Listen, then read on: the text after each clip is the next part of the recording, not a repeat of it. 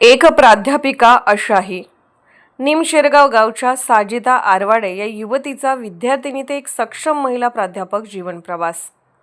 सावित्रीमाई फुले यांच्या आणि फुले शाहू आंबेडकर यांच्या विचारांशी खऱ्या अर्थाने जे समाज घडवतात, देश घडवतात, जे युवा पिढीला घडवतात, अशा शिक्षकरूपी देवाला किती जरी गुरुदक्षिणा दिली तरी शिक्षकांचे ऋण आपण फेडू शकत नाही। सावित्रीमाई फुले यांच्यासोबत काम केलेल्या सन्माननीय फातिमा शेख यांची आठवण करून देणाऱ्या अशाच एक निखळ आणि निरागस व्यक्तिमत्व असणाऱ्या प्राध्यापिका कुमारी साजिदा सरकार आरवाडे, ज्या मुस्लिम कुटुंबातून जन्म घेऊन MA B.Ed सेटनेट PhD सुरू आहे इथेपर्यंतचा एक संघर्षमय प्रवास त्यांनी केला आहे। त्यांनी लहानपणापासून ते PhDचे शिक्षण घेत असताना कोणतीही शैक्षणिक फी सवलत आरक्षण न घेता केला आहे। त्या पदवी आणि पदव्युत्तरमध्ये मराठी विषयात कॉलेजमध्ये प्रथम आणि विद्यापीठ रँकर आहेत। त्यांचा थोडक्यात प्रवास हा महिला दिनानिमित्त त्या माऊलीला समर्पित, ज्यांनी त्यांना जन्म देऊन त्यांच्या पाठीशी खंबीरपणे उभ्या आहेत। सर्वसामान्य कुटुंबामध्ये मुस्लिम कुटुंबात जन्म घेणाऱ्या कुमारी साजिदा आरवाडे मॅडम या मराठीच्या प्राध्यापिका म्हणून काम पाहत आहेत। प्रथमदर्शनी पाहता त्यांच्याकडे पाहून असे वाटत नाही की त्या मुस्लिम कुटुंबियातून आहेत। अतिशय शास्त्रशुद्ध मराठी आणि सर्वांशी नम्रपणे बोलून विद्यार्थ्यांशी मिळून मिसळून राहून आरवाडे मॅडम ह्या विद्यार्थ्यांना शिक्षणासाठी प्रोत्साहन देत असतात। त्यांनी अनेक विद्यार्थी घडवले आहेत।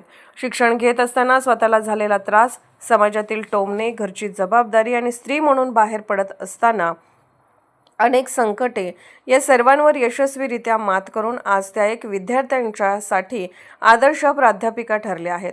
निमशेरगाव सारख्या आडमार्गे गाव असल्याकारणाने शिक्षण घेण्यासाठी प्रवासाचे दळणवळण नसले कारणाने कित्येक मैल त्यांना पायी प्रवास करावा लागला आहे। पण त्यांनी कधीही आपले दुखणे न सांगता त्यांनी आपला हा प्रवास सुरूच ठेवला आहे। पण त्या विद्यार्थ्यांना सतत सांगत असतात, शिक्षण घेणे व शिक्षण शिकवणे आपली नैतिक जबाबदारी आहे। इथे कारणे देऊन चालत नाही, विद्यार्थ्यांच्या तसेच देशाच्या भवितव्याचा प्रश्न आहे। विद्यार्थ्यांना शिक्षण कंटाळवाणे वाटू नये यासाठी त्या वेगवेगळ्या मनोरंजक पद्धतीने शिकवतात। गायन, वादन, नाटक, वक्तृत्व, कलाक्षेत्र, साहित्य क्षेत्र अशा विविध माध्यमातून विद्यार्थ्यांच्या कलागुणांना वाव देतात, त्यांच्यासाठी व्यासपीठ निर्माण करून देतात। ज्या गोष्टी आम्हाला शिकायला मिळाल्या नाहीत त्या तुम्ही आवर्जून शिकून घ्या, असं त्या विद्यार्थ्यांना एका मैत्रीच्या नात्याने सांगतात। अनेक विद्यार्थ्यांना त्यांनी वर्तमानपत्र, दूरदर्शन, आकाशवाणीच्या माध्यमातून त्या विद्यार्थ्यांना मोठी संधी उपलब्ध करून दिलेली आहे। वेळ पडली तर ते पालकांशी संवाद साधतात, शिक्षणाचे तसेच त्यांच्या पाल्याचे करिअर या संदर्भात योग्य मार्गदर्शन करतात। स्वतःची आर्थिक परिस्थिती बिकट असताना देखील ऐनवेळी विद्यार्थ्यांच्या फीसाठी जर पैसे कमी पडत असतील तर त्या आर्थिक मदत करतात, कारण त्यांचं ध्येय एकच आहे की विद्यार्थी घडला पाहिजे। विद्यार्थी नाही तर स्वतःचे विभाग तसेच इतर विभागाच्या प्राध्यापकांशी, शिक्षकेतर कर्मचाऱ्यांशी अतिशय नम्रपणे, सोज्वळपणे वागतात। अशा आदर्शवादी प्राध्यापकांची विद्यार्थ्यांना, समाजाला आणि शिक्षण संस्थेला गरज आहे। त्या प्राध्यापक असून निस्वार्थीपणाने CHB बेसवर काम करत आहेत। मुलींनी शिकावं, आपल्या पायावर उभं राहावं, निर्भीडपणे ताठ मानेनं स्वतःचं अस्तित्व जपून जगावं असं त्यांना वाटतं। यांचे लक्ष फक्त एकच असते की विद्यार्थी घडला पाहिजे आणि हा देश घडला पाहिजे।